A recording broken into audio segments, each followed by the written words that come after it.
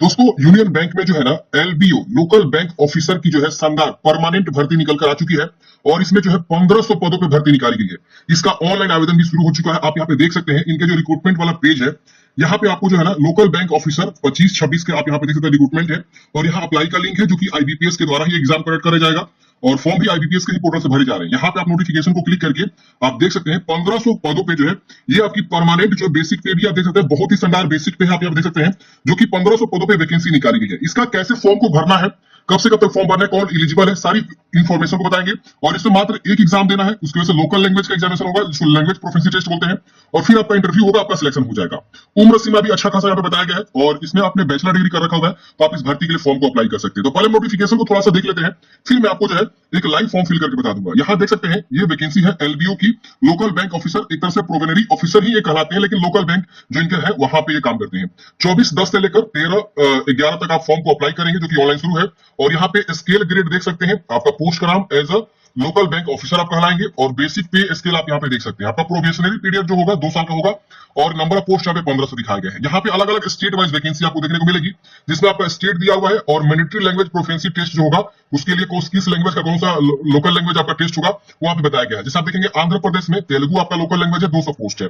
असम में असामी, गुजरात में गुजराती, कर्नाटका में कन्नड़, केरला में मलयालम, महाराष्ट्र में मराठी अधिक 50 पद है, उड़ीसा में उड़िया, तमिलनाडु में तमिल और तेलंगाना में तेलुगु और वेस्ट बंगाल में बंगाली।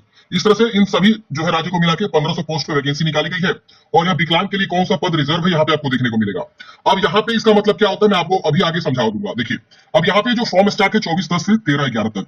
अब बात करें यहाँ एलिजिबिलिटी के तो यहाँ पे एलिजिबिलिटी क्राइटेरिया आपको दे रखा हुआ है कि फॉर्म भरने का जो एलिजिबिलिटी क्राइटेरिया है वो इंडियन सिटीजन होना चाहिए, must be Nepal, must subject of Bhutan, मतलब यह भी इंडियन सिटीजन है तो फॉर्म भर सकते हैं, इसके अलावा ये भी सिटीजन है तो आप फॉर्म भर सकते हैं। यहाँ पे क्वालिफिकेशन की बात करें तो 20 से आपका 30 वर्ष तो उम्र सीमा रखा गया, अपर एज में छूट देखने को मिलता है, लेकिन आप जो बैचलर डिग्री किसी भी विषय से आपने कर रखा हुआ है किसी भी इंस्टीट्यूट से तो आप फॉर्म भर सकते हैं। आपके पास जो है वैलिड मार्कशीट या डिग्री सर्टिफिकेट जो है होना चाहिए ग्रेजुएशन का। अब यहाँ पे आपको परसेंटेज भी इंडिकेट करना चाहिए जो आपके मार्कशीट में दिया हुआ है। अब यहाँ पे आपको जो है बताया गया कि कट ऑफ जो होगा आपका एलिजिबिलिटी का वो एज क्राइटेरिया जो बताया गया, एक first date of the month which online registration commencement, तो 1/10/2024 होगा एज क्राइटेरिया का। क्वालिफिकेशन की बात करें तो 13/11/2024 तक आप ग्रेजुएशन कंप्लीट कर लिया है, आपके पास मार्कशीट सर्टिफिकेट आ चुका है तो आप फॉर्म भर सकते हैं। यहाँ पे आपको अपर एज में छूट मिलता है, SC/ST को 5 साल, ओबीसी को 3 साल। जो 30 वर्ष है तो इनका उम्र हो जाएगा आपका जो कि 35 वर्ष, इनका हो जाएगा 33 वर्ष। विकलांग के लिए 10 साल का छूट है। इस तरह से आपको जो है छूट देखने को मिलेगा अपर एज में। इसके बाद यहाँ पे आपको और भी बहुत सारी इन्फॉर्मेशन दी हुई है, आप यहाँ पे देख सकते हैं।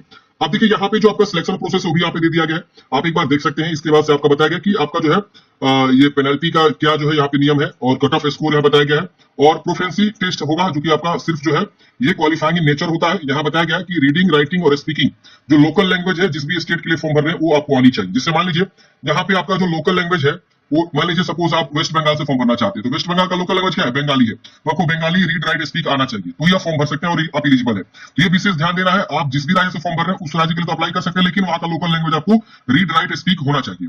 अब यहाँ पे आपको बताते हैं कैसे फॉर्म को भरना है। तो फॉर्म भरने का जो लिंक है आपको इनके रिक्रूटमेंट पेज पे मिल जाएगा, मैंने भी डिस्क्रिप्शन बॉक्स में क्लिक करेंगे सीधे आपका ये वाला पेज ओपन हो जाएगा। अब यहाँ पे आपको क्या करना है, फॉर्म को अप्लाई करना है। ये इसका जो ऑनलाइन का पोर्टल है जहां से आपको फॉर्म को भरना है जो कि आईबीपीएस का ये आपका पोर्टल है। अब यहाँ पे आपको पहले रजिस्ट्रेशन पे क्लिक करना है, यहाँ पे आपका रजिस्ट्रेशन का पेज ओपन हो जाता है कुछ इस प्रकार से। अब यहाँ पे आपको क्या करना है, अपना फर्स्ट नेम, दोबारा फर्स्ट नेम को लिखना है, मिडिल नेम को लिखना है, फिर लास्ट नेम को लिखना है। इस तरह से फुल नेम आपका लिख देगा, फिर mobile number, confirm mobile number, यहाँ कोई दूसरा मोबाइल नंबर देना चाहते दीजिए वरना से छोड़ेंगे। ईमेल एड्रेस को आपको लिखना है, फिर यहाँ से @ चूज कर लेना है, @ के बाद क्या ऑप्शन है, फिर उस ईमेल आईडी को दोबारा फुल लिख के कंफर्म कर देना है, फिर कैप्चा कोड को भरना है और सेव एंड नेक्स्ट करना है। सेव एंड नेक्स्ट करते हैं फ्रेंड्स, अगले स्टेप में आपको यहाँ पे इस प्रकार से फोटोग्राफ अपलोड करने का ऑप्शन आता है। यहाँ पे आपको सिग्नेचर, तो आप यहाँ पे फोटो को चूज करेंगे और यहाँ पे डिक्लेयर करके आप जो है यहाँ पे सेव एंड नेक्स्ट करेंगे। आप सिग्नेचर फोटोग्राफ का गाइडलाइंस क्या है यहाँ पे आपको देखिए बताया गया है, डिस्क्रिप्शन में इनके या नोटिफिकेशन में देखने को मिल जाएगा। कलर पासपोर्ट साइज फोटोग्राफ आपको अपलोड करना है जो कि यहाँ पे बताया गया कि व्हाइट बैकग्राउंड या जो है आपका लाइट कलर का बैकग्राउंड कोई आप जो है यूज कर सकते हैं। यहाँ पे बताया गया 200 बाय 230 पिक्सल का होना चाहिए और यहाँ पे 20 से 50 के बीच आपका फोटोग्राफ होना चाहिए।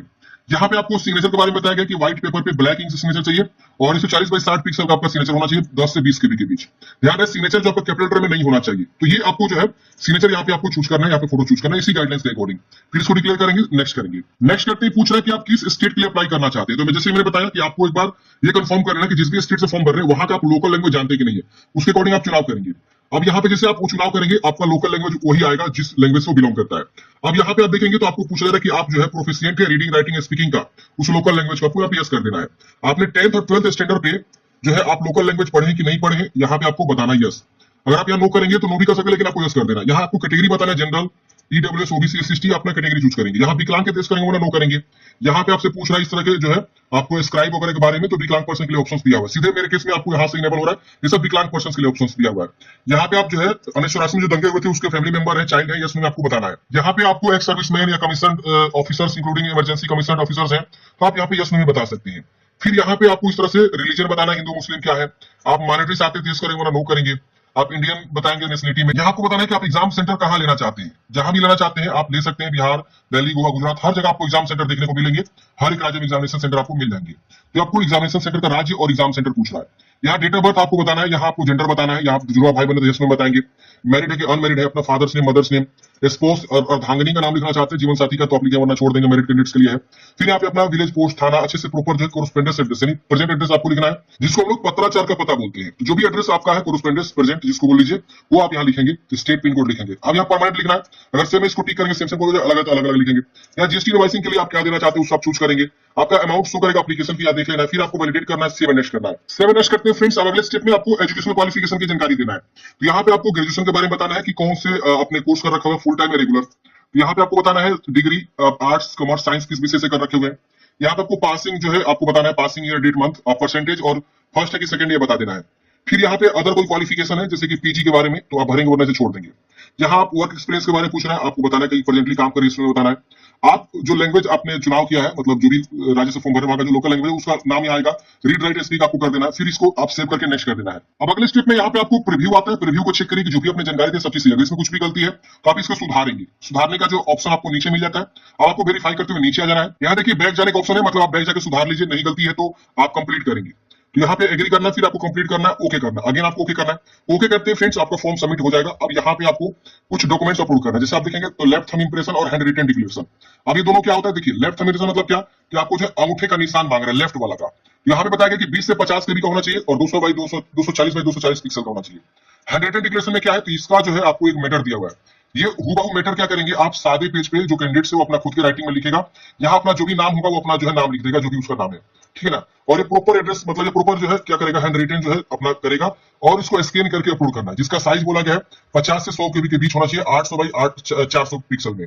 तो यही आपका जो है रहेगा हैंड रिटन का जो है जानकारी। और इसको क्या करना है, यहाँ पे आपको चूज करके अपलोड करना है। फिर कैप्चा कोड भर के सेव एंड नेक्स्ट करना है। सेव एंड नेक्स्ट करते हैं फ्रेंड्स। अब यहाँ पे आपका अमाउंट शो करेगा, कितना रुपए आपको फी देना है। फिर कैप्चा कोड आपको भरना है, सबमिट करना है, ओके करना है। अब यहाँ पे आपको पेमेंट गेटवे आ जाएगा। यहाँ पे जो भी पेमेंट गेटवे मिल रहा है इसमें आपको जो भी ऑप्शन है, UPI, QR code, wallet, net banking, debit card, credit card, कोई भी ऑप्शन के थ्रू आप पेमेंट जमा करेंगे। पेमेंट जमा करने के बाद से फ्रेंड्स आप इसका जो फाइनल प्रिंट आउट निकाल के अपने पास हार्ड कॉपी सुरक्षित रख लेंगे। तो इस प्रकार से फ्रेंड्स हमने बात किया कि यूनियन बैंक में जो वैकेंसी निकाली गई है एलबीओ की, लोकल बैंक ऑफिसर की, उसके लिए कैसे आपको फॉर्म को भरना है। फॉर्म भरने से पहले आप एक बार अपने नोटिफिकेशन को जरूर भली बात पढ़ लीजिएगा और अच्छे से संतुष्ट हो लीजिएगा। उसके बाद ही फॉर्म को अप्लाई करिएगा। मैंने आपको ओवरऑल जानकारी बताया और फॉर्म फिलअप करने की जानकारी बताया हुआ है। तो आपको वीडियो कैसा लगा कमेंट बॉक्स में बता दीजिएगा और वीडियो अच्छा लगा तो प्लीज लाइक करके अपने दोस्तों को जरूर बता दीजिएगा। Thank you for watching. जय हिंद।